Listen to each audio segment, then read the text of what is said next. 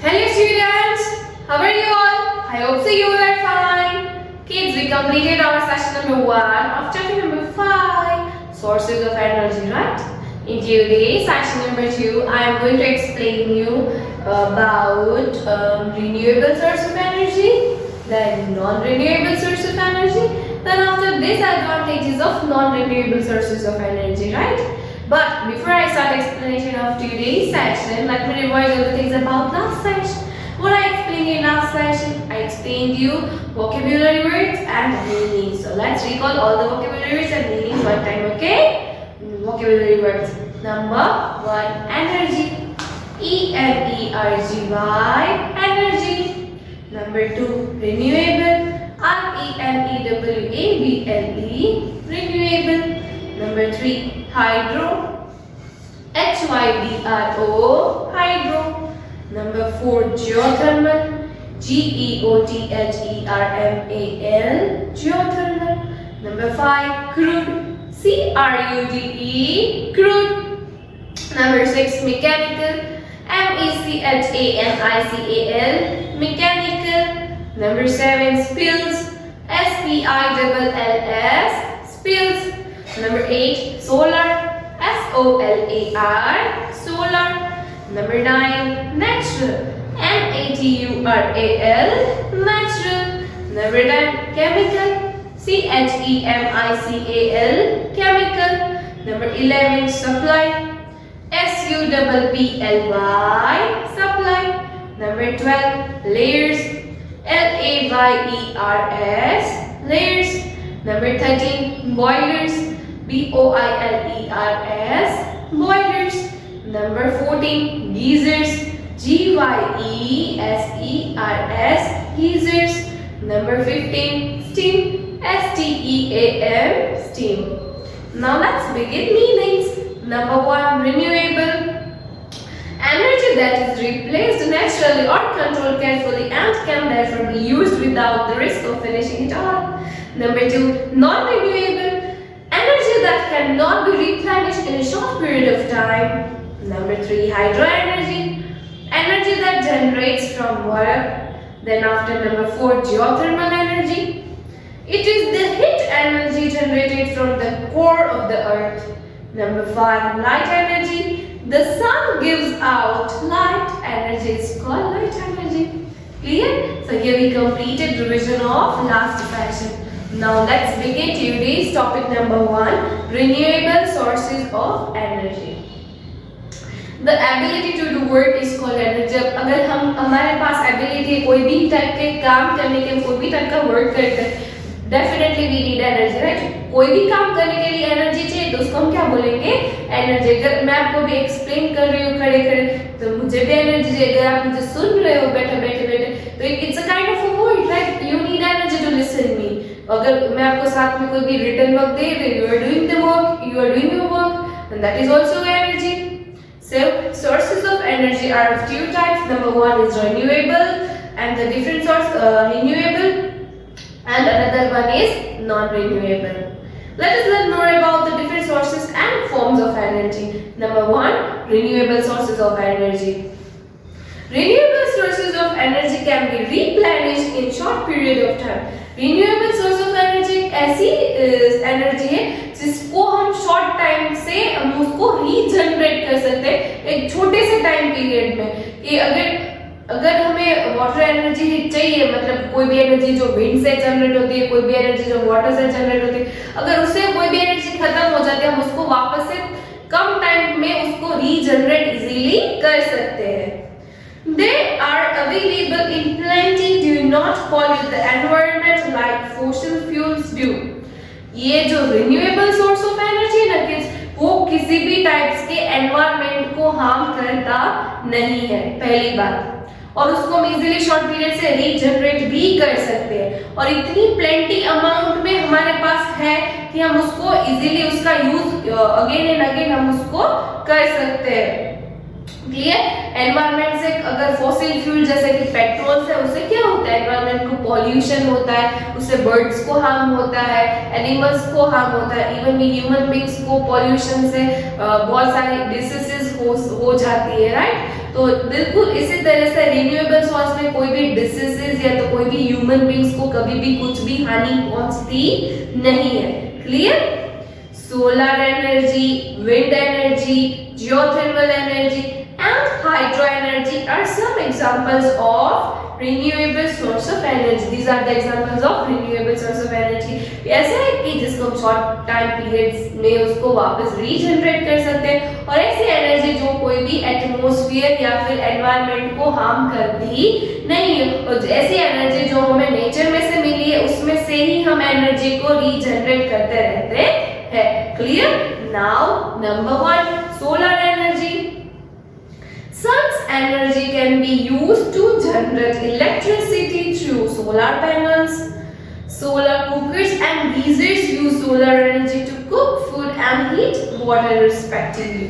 Solar energy मतलब कि सन की हीट का हम डिफरेंट वे में यूज करके हम कोई भी चीज को इलेक्ट्रिसिटी की नीड होती है उसके बिना हम सन की लाइट से कोई भी चीज को जनरेट कर सकते हैं। जैसे कि सोलर पैनल, अगर हमारे घर पे सोलर पैनल है तो हमें इलेक्ट्रिसिटी बिल नहीं आएगा, एक बार सोलर पैनल का ही हमें खर्च करना पड़ेगा, उसके बाद हमारे घर पे जो इलेक्ट्रिसिटी जनरेट होगी वो सन की हीट से होगी, तो हमें कोई भी बिल आएगा नहीं, और दूसरी चीज की एनवायरनमेंट को भी कोई भी हार्म होगा नहीं।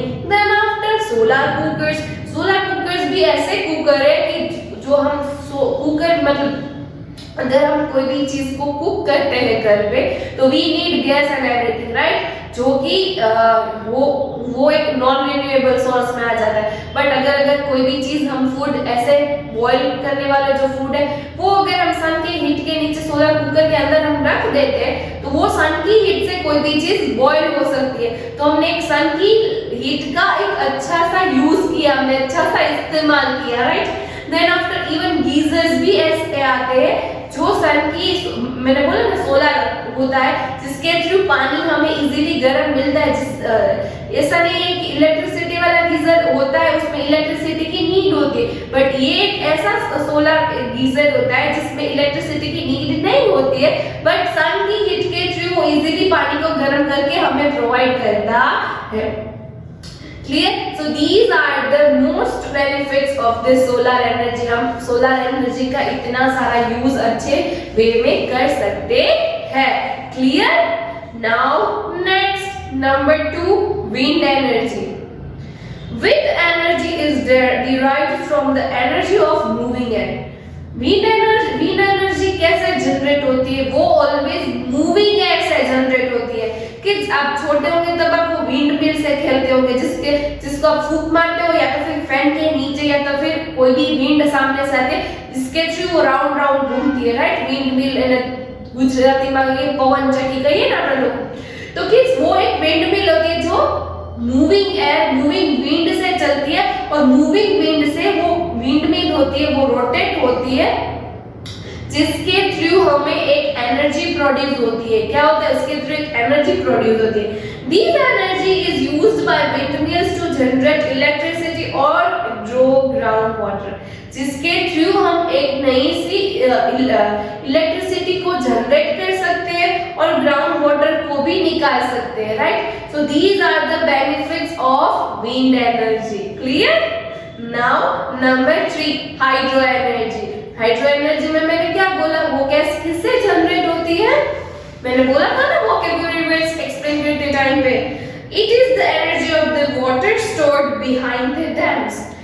डैम्स जो होते हैं उसके पीछे पानी के थ्रू वो एनर्जी जो होते हैं जिसको हम जनरेट कर सकते हैं। तो पानी मोस्ट ऑफ कहाँ पे होता है? डैम्स में होता है, राइट।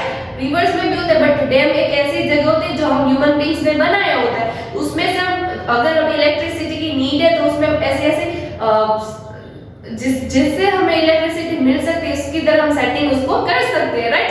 तो ये जो हाइड्रो एनर्जी होता है वो मोस्टली हमें कहाँ पे मिलता है? वो डैम के पीछे उसका सेटअप होता है जिसके थ्रू हम इलेक्ट्रिसिटी को जनरेट कर सकते हैं।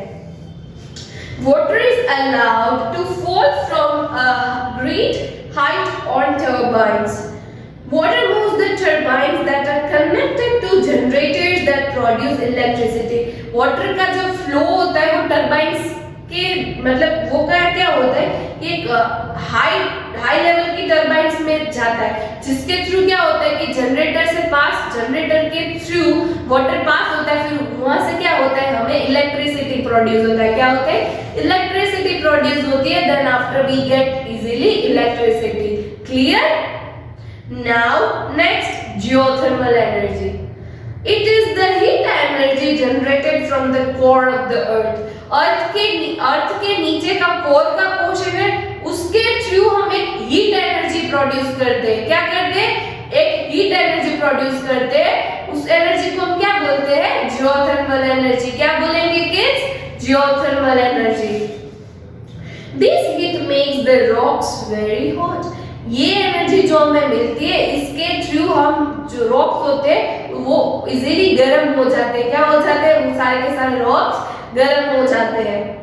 Water trapped between the rocks also becomes hot. Rocks के बीच में वाटर होता है, वो ट्रैप्ड वाटर की फंसा हुआ वाटर होता है, या फिर उस तरह से अरेंजमेंट्स में वाटर होता है जो रॉक्स के बीच का होता है। सोचो कि रॉक्स अगर गर्म हो रहे हैं ड्यू टू जियोथर्मल एनर्जी, तो बट नेचुरली जो रॉक्स के बीच का पानी फंसा हुआ है या तो फिर रॉक्स के बीच में जो पानी है वो भी गर्म हो जाएगा ना। This hot water may leak out to the surface through some cracks in the earth's surface. It may form a pool of hot water called the hot water springs, or burst out like a fountain with a lot of steam forming geysers.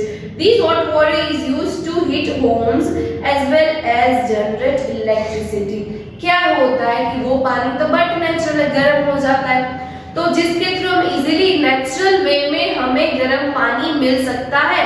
Even we really don't need geyser, या तो फिर गर्म पानी geyser के through भी हमें मिल सकता है, या तो फिर इस गर्म पानी के थ्रू हम इलेक्ट्रिसिटी को भी जनरेट कर सकते हैं। अगर पानी का फोर्स ज्यादा है, अगर ज्यादा हीट है, तो वो एक फाउंटेन की तरह बाहर आएगा और उसमें से गर्म पानी में से हीट भी निकलेगी। अगर ये सारा का सारा सेटअप कंटिन्यू में रह रहा है तो क्या होगा कि हम एक हॉट वाटर पूल भी बना सकते हैं कि पूल है वहां पे हॉट वाटर ही रहता है और हॉट वाटर ही बनता है, राइट? तो these are the things which we can generate from geothermal energy. Clear? I hope so you understand renewable sources of energy. आपको renewable sources of energy समझ में आया? Then now let's begin non-renewable sources of energy.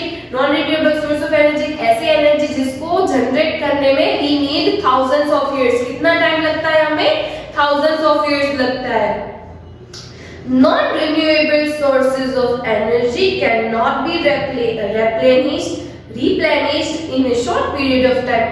हम उसको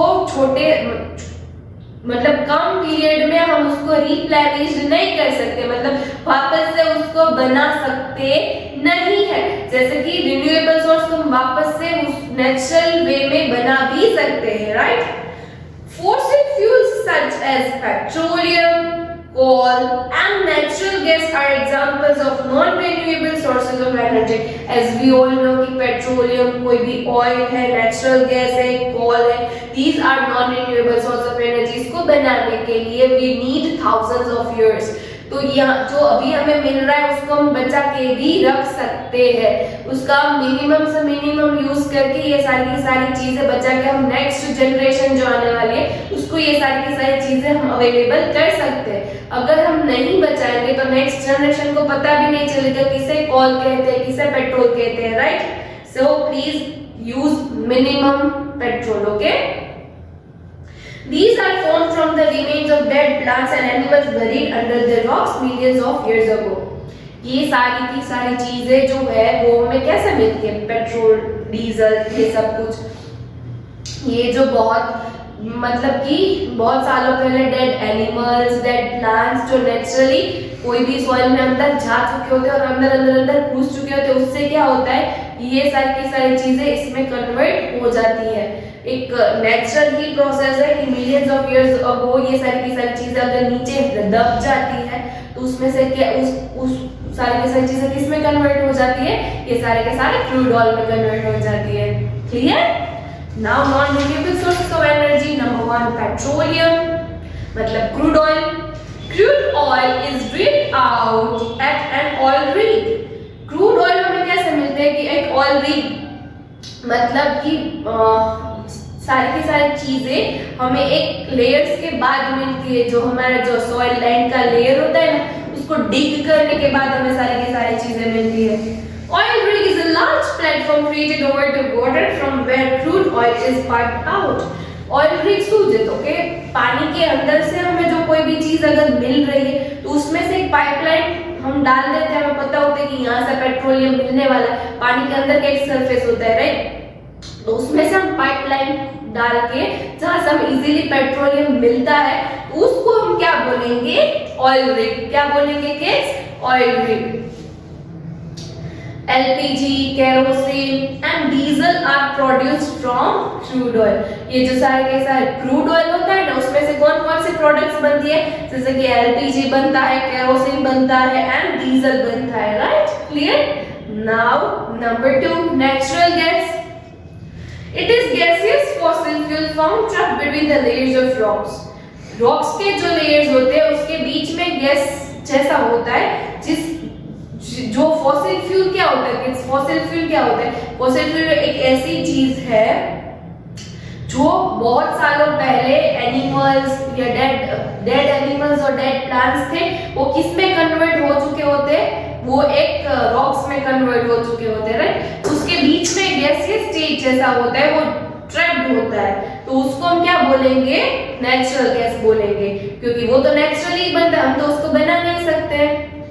तो CNG का full form क्या है? Compressed natural gas. CNG is a cleaner fuel as compared to petrol and diesel. ये जो नेचुरल CNG जो हमें मिलता है फॉसिल फ्यूल के बीच में, वो एक अच्छा वाला गैस है as compared to petrol. Petrol से अगर कंपेयर किया जाए तो CNG एक अच्छा वाला गैस होता प्रूव हुआ है, बिकॉज पेट्रोलियम से तो क्या है कि वो बहुत सारा पोल्यूशन करता है, बट ये जो CNG है उससे बहुत ही कम पोल्यूशन करता है, राइट? तो it is more beneficial than petroleum. Clear? तो CNG उसका नाम ही है ना compressed natural gas. Natural gas को कंप्रेस करके हमें जो मिलता है उसको हम क्या बोलते हैं?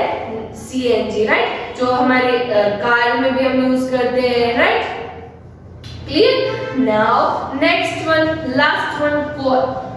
It is solid fossil fuel. Coal जो है वो एक सॉलिड है, सॉलिड फॉर्म में फॉसिल फ्यूल होते हैं, right? Coal is mostly used as a fuel for producing electricity and in boilers as at factories. मतलब कोई एक ऐसे सॉलिड फॉसिल फ्यूल है जो हम फ्यूल को प्रोड्यूस करने के लिए भी हम उसको यूज कर सकते हैं, इवन इलेक्ट्रिसिटी को जनरेट करने के लिए भी उसका यूज कर सकते हैं। इवन जो फैक्ट्रीज में बॉयलर्स यूज होते हैं, कोई भी प्रोडक्ट को बॉयल करने के लिए बॉयलर्स का यूज होता है, राइट? उन सारी की सारी चीजों को चलाने के लिए किसकी जरूरत रहती है? कॉल की जरूरत रहती है। पहले के टाइम पे जो ट्रेन्स थी उसमें भी कॉल की नीड होती थी, कॉल के थ्रू ट्रेन्स चलती थी, बट अब तो बहुत सारे different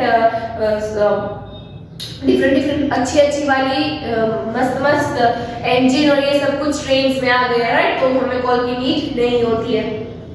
clear? So here we completed non-renewable sources of energy, right?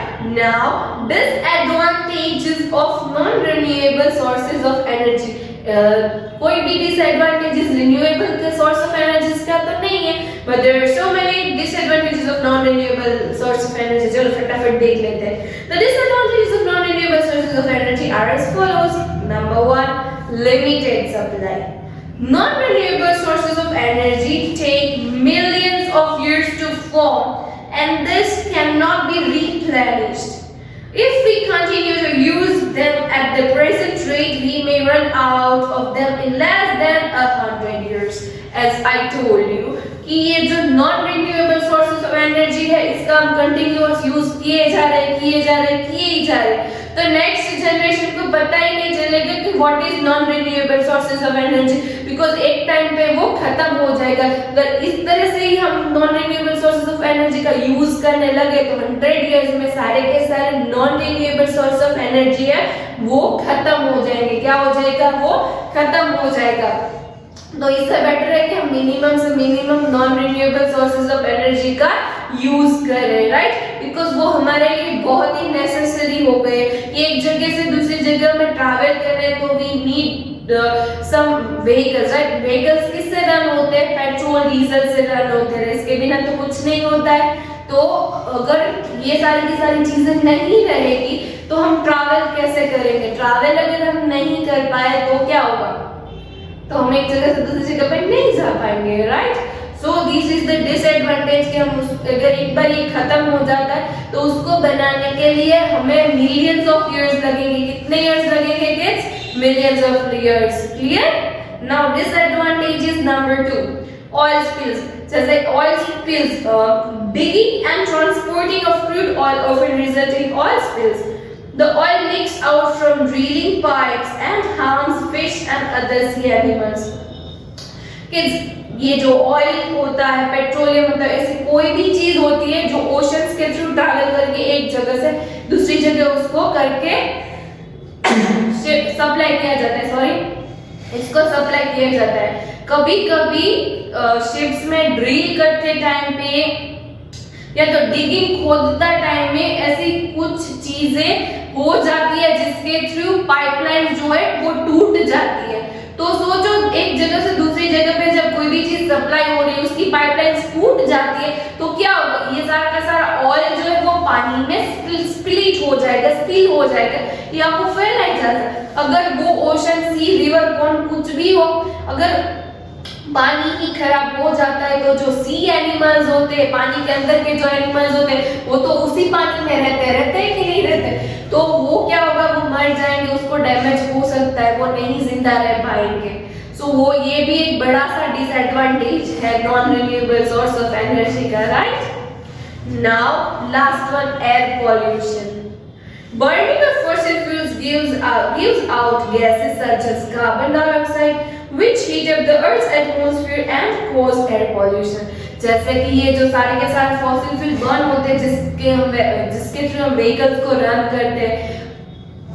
करते टाइम पे हमारे व्हीकल्स में से पॉल्यूशन निकलता है। वो जो पॉल्यूशन है वो एटमॉस्फेयर को हीट अप करता है, खराब करता है, गर्म करता है और उसमें से कार्बन डाइऑक्साइड बाहर आता है। क्या आता है? उसमें से कार्बन डाइऑक्साइड बाहर आता है। तो उससे क्या होता है कि पूरे के पूरे एटमॉस्फेयर को भी हार्म हो सकता है और एटमॉस्फेयर में एयर पॉल्यूशन के थ्रू बहुत सारे डिसीजेस हो सकती है।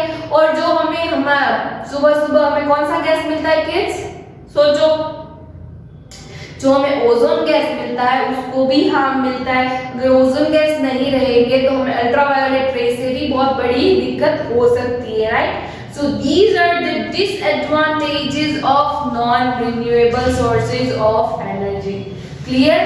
I hope so you understand renewable source of energy, then after non-renewable source of energy, then after disadvantages of non-renewable source of energy. Clear? So here I completed explanation of session number 2. Now in session number 3 I am going to explain you about forms of energy. Then after changing forms of energy, right, these two topics I am going to cover you in next session, matlab session number 3. Kids, I have shared a PDF with you. PDF में I have asked you I have write so many questions. Please try to give answers by your own self. It is so easy. अगर chapter आपने अच्छी तरह से समझा है तो आपको बहुत अच्छी तरह से फटाफट से सब कुछ आ जाएगा। Clear? So kids, if you like my video, like it. Until next session kids,